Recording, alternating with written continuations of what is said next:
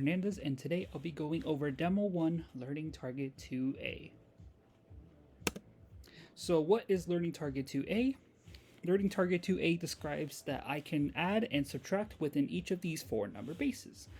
And the 4 number bases are going to be unsigned binary, which is going to be the base of 2, hexadecimals, which is in the base of 16, octals being the base of 8, and decimals being the base of 10.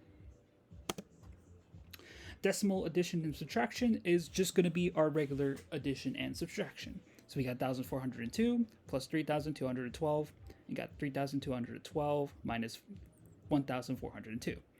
So when adding these two together, we get 4,614, and minusing these two together, we get 1,810. So basically our regular number system.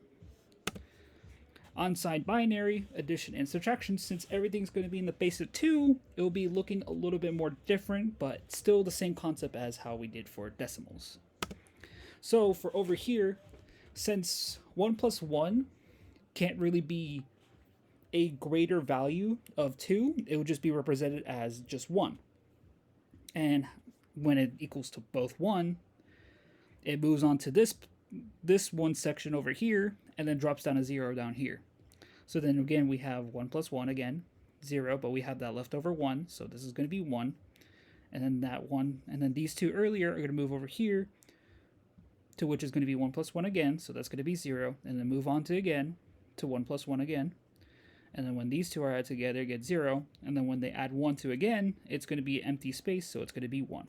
So 10010 is going to be our first answer for this one. Our second one is going to be subtraction, and when 1 minus 1 in binary, it's going to always equal to 0.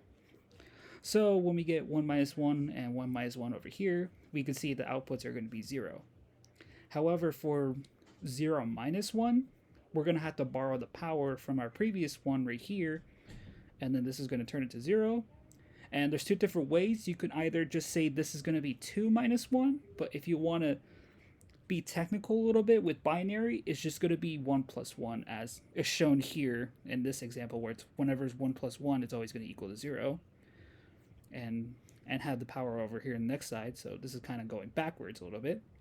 So then when you have 1 plus 1 minus 1, it's going to minus that 1 and left over with 1. So 0, 1, 0, 0. Our next one's going to be octal addition and subtraction. And octal is going to be in the base of 2. So how does that work? So for this one's also going to be a little bit weirder. But there's two different ways that I kind of want to show. So the first way is, since both of these equal to 10, or 5 plus 5 and 5 plus 5 equals to 10, we can't really have 10, as 10 doesn't exist in the optical chart. So what we have to do is that when adding these two together, we're actually going to have to convert one of them into an 8. So over here, we can see that we have 1, 2, 3, 4, 5, which is the first value, and then 1, 2, 3 being equal to this section into 8, but it's borrowing from this one down here. So then now we get 1 over here. And then for this one, since it's going to be 2 times 8 to the power of 0, it's going to be the leftover 4 and 5. So then we get 12, which is 1 and 2 down here.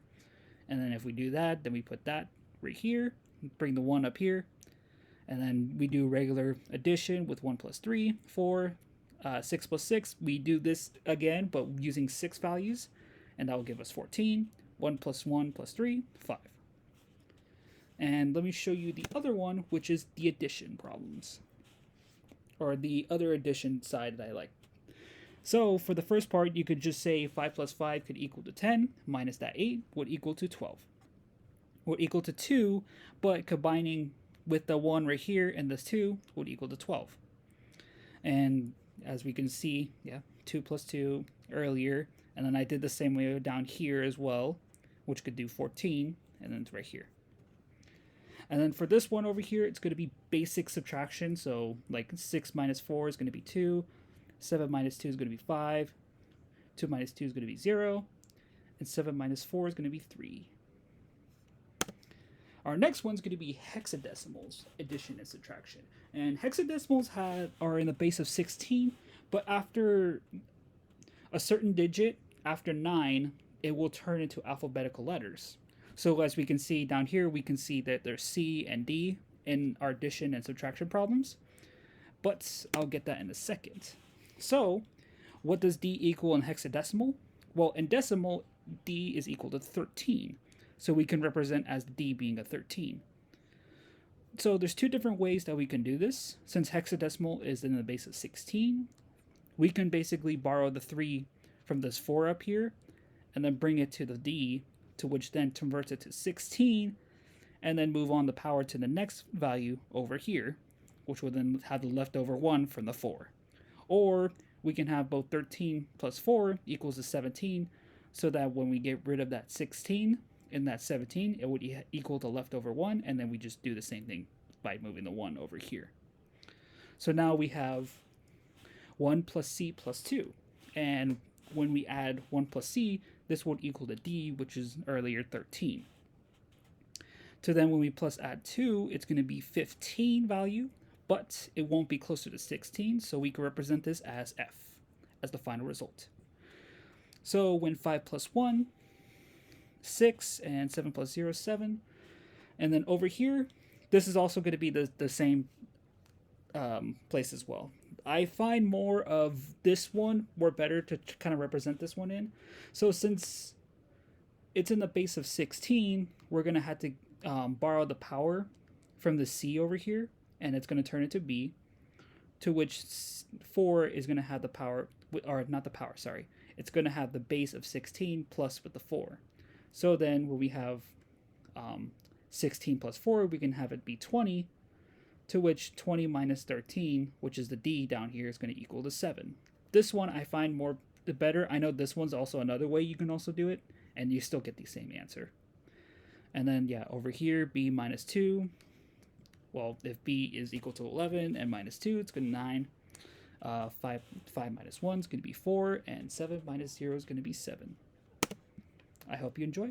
Thank you for watching.